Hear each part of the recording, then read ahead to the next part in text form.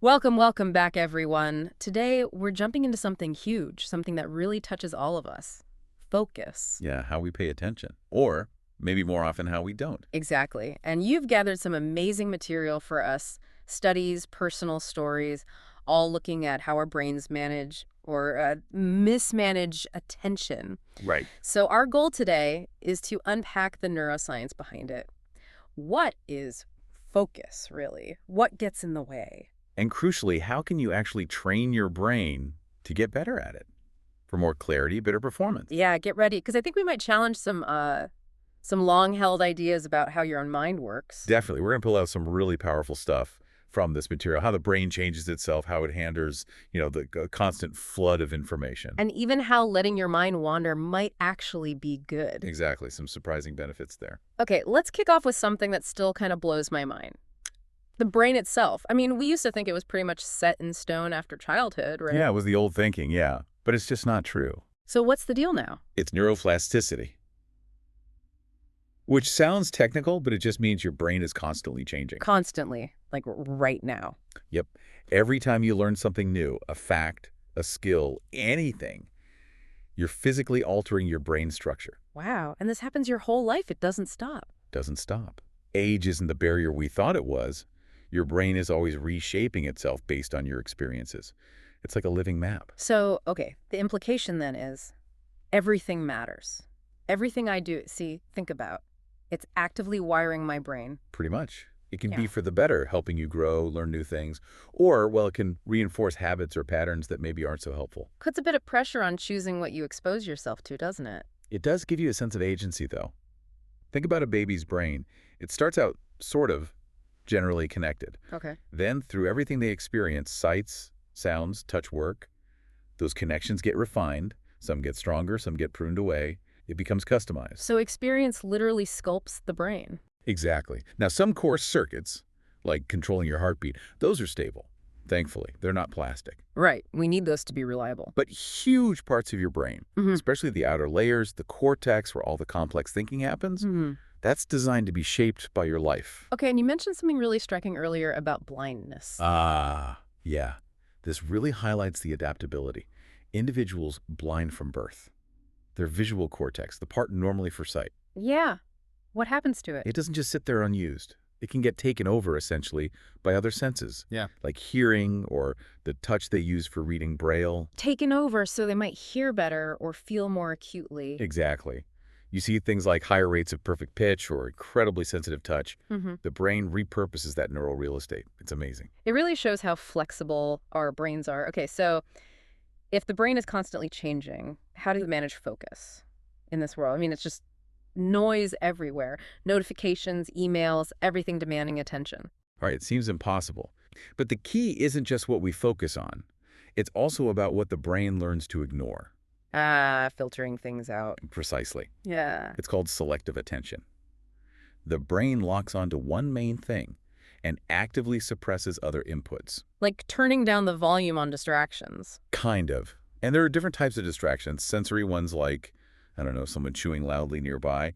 Those are easier for the brain to tune out, relatively speaking. Okay. But then you have the emotional ones, like you're trying to work, but you keep replaying a difficult conversation in your head or worrying about something. Oh, yeah.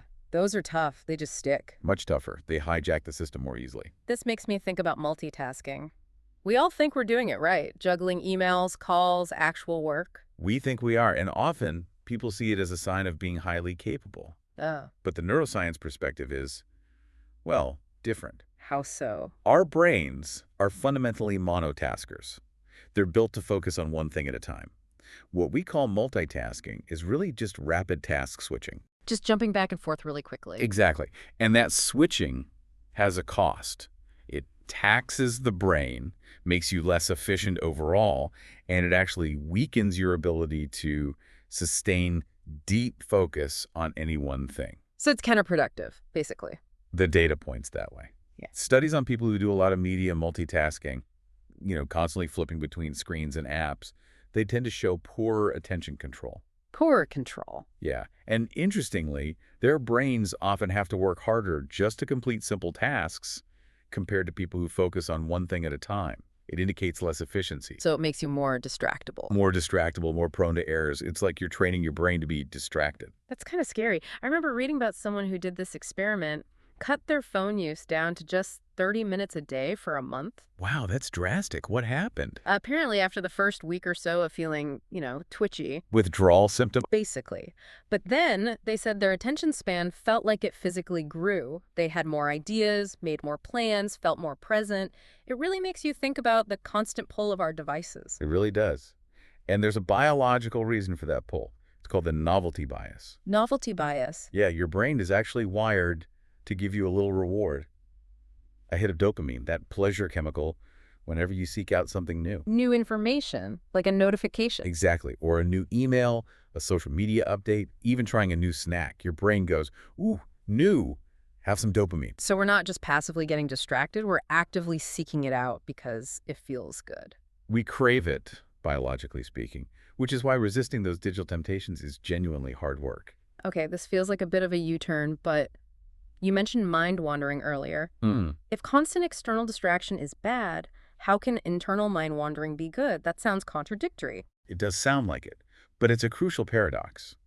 While that constant external bombardment fragments our attention, internal mind wandering, when done right, is actually vital for creativity. For creativity, how? Well, think about the creative process. Often it involves two phases.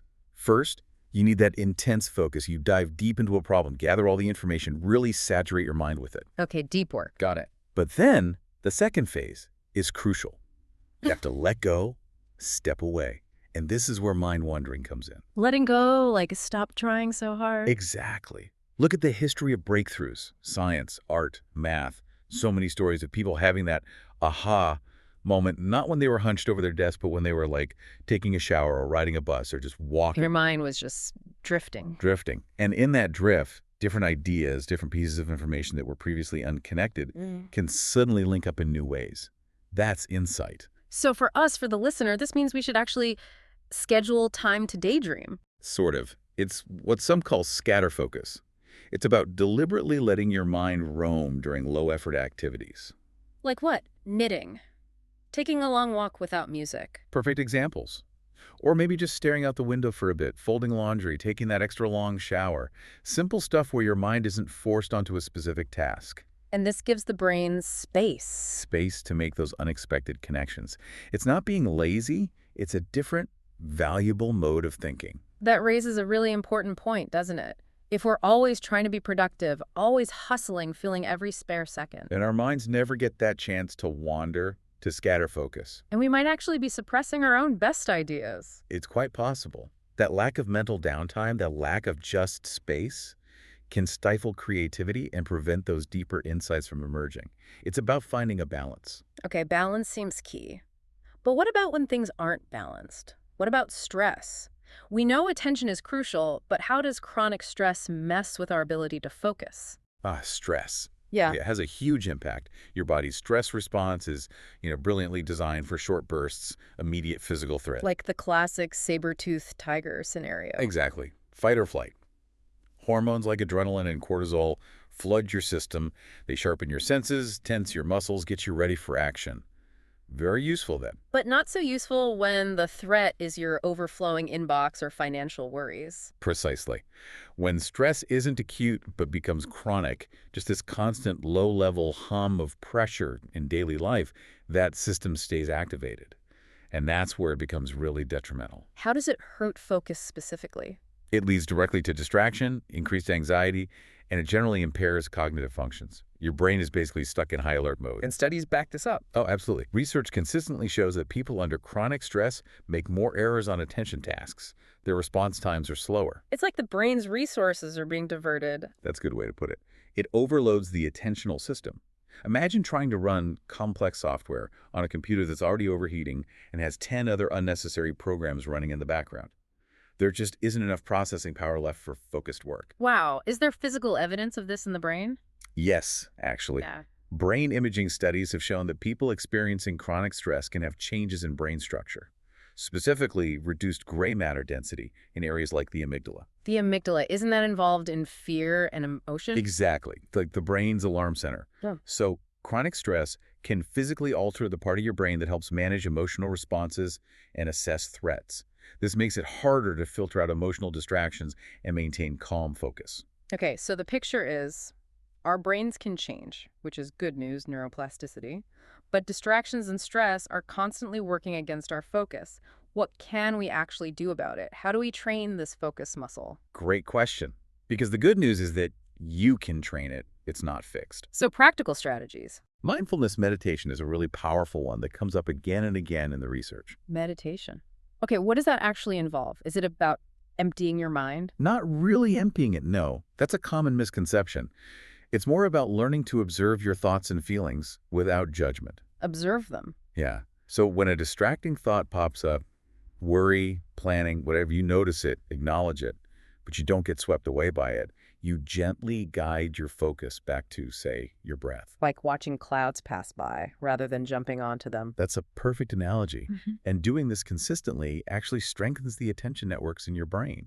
You get better at noticing when you're distracted and choosing where to place your focus. Does it take a huge time commitment? Do I need to go on a silent retreat? Not at all. The research suggests even relatively short periods, like 10 to 15 minutes a day done consistently, can lead to measurable changes in the brain and reductions in stress. 10, 15 minutes. That feels achievable for most people. Consistency is key. Small efforts add up. Okay, what else? Any other training techniques? There's a fascinating link between visual focus and mental focus. Visual focus, like just looking at something. Pretty much, but intentionally. Your brain's whole attention system is closely tied to how you direct your eyes. So, practicing deliberate visual focus can actually strengthen your overall cognitive focus. How would you practice that? Simple exercise. Pick a small spot, maybe a point on your screen or something across the room, and just hold your visual gaze there intently for, say, 60 to 120 seconds. Try not to let your eyes drift. Just stare. Stare with gentle focus. It sounds odd, but this can actually improve your ability to concentrate on other things later, even non-visual tasks like listening or thinking through a problem. Huh. Interesting. Anchoring your attention visually. Exactly. And another practical tip, especially for learning new things or doing focused work, Yeah. structure your work periods. Yeah. Aim for maybe 90-minute blocks. A 90-minute focus session. Sort of. Start with maybe 5-10 minutes of easing into it, like a warm-up. Then really dive in intense zero distraction focus for maybe an hour or so. Okay. And then this is important, deliberately disengage. Take a real break. Or, even better, try something like a 20-minute non-sleep deep rest, NSDR. That could even be a short nap. A nap in the middle of the workday. Or just quiet rest.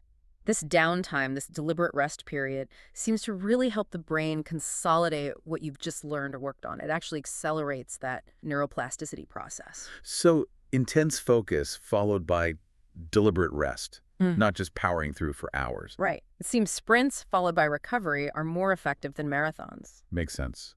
Now, what about all those brain training games? Do they actually work? They promise to make you smarter, more focused? Ah, the brain training industry. Well, the research there is mixed, to be generous. Oh, well, Yeah. They don't deliver. Generally, what happens is you get better at the specific game you're playing. If you practice a memory game, your score on that game improves. But it doesn't make my overall memory better in everyday life. That's the issue. There seems to be very little transfer to broader cognitive skills. Getting good at the game doesn't necessarily translate to better planning, reasoning, or focus in your job or studies. So playing the game isn't the magic bullet. It seems not. The kinds of training we talked about, mindfulness, visual focus, structured work assist cycles, seem to have more evidence for broader benefits. It's more about how you engage your brain, not just which app you use. Got it. So we've talked a lot about what's happening inside our heads, but our brains don't exist in isolation, right? What about external influences? Absolutely crucial point. Our focus, our mood, even our personality traits aren't just internal. They're profoundly shaped by our environment, our social interactions. And you mentioned even family history. How does that work? It's this field called epigenetics.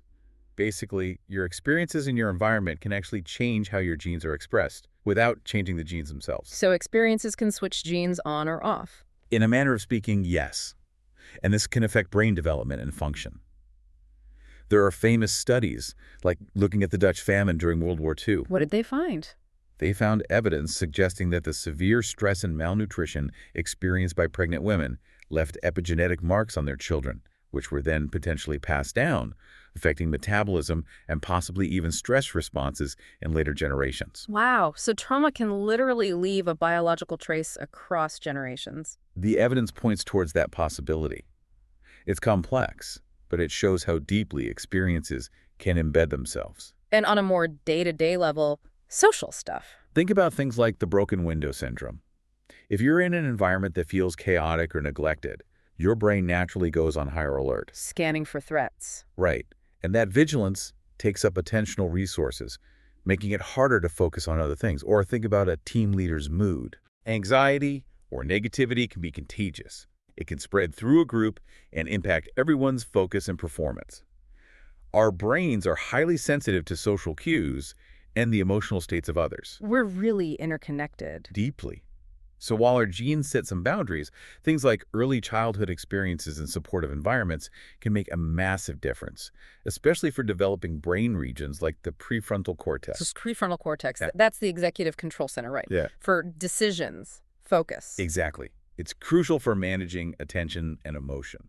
So positive interventions can really shape its development. It feels like there's this tension then between what we consciously control and what's just happening under the surface. We feel like we're in charge, but how much really is unconscious? A huge amount. Yeah. Most of what your brain does happens outside your conscious awareness. All the complex processing, filtering, predicting. Which leads to an interesting idea, especially for high performance. Right. Sometimes trying too hard to consciously control things can backfire. Like overthinking it. Exactly. Especially with skills that require fluidity and automaticity, like playing sports or music.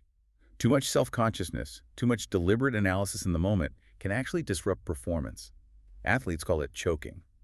So that advice to get out of your own head, there's neuroscience behind it. There really is. When you practice a skill enough, it becomes more automatic. It moves from relying heavily on conscious effort in the prefrontal cortex to residing more in deeper brain structures, like the basal ganglia. Basal ganglia for habits and automatic actions. Precisely. This frees up your conscious mind. It allows for more improvisation, faster reactions, a wider range of actions, without needing to think through every single step. That's mastery when it becomes almost unconscious. Letting the deeper systems take over after sufficient training. Exactly.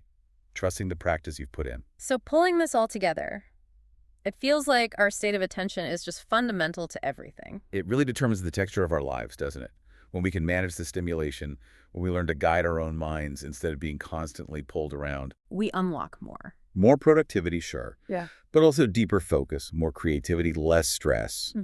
Ultimately, just a better quality and experience. What an incredible tour of the brain and focus. We've seen how changeable it is, that plasticity, how it filters distractions, why mind wandering isn't always bad, The real impact of stress. and crucially, practical ways to actually train it. Mindfulness, visual focus, structuring work, and rest. It really drives home that you have a significant role to play in shaping your own brain. It's not just passively happening to you. Yeah, by understanding these processes, you can actually start to intentionally cultivate the mental states you want, whether that's learning something new or just feeling calmer day to day. Absolutely. You gain agency over your own attention.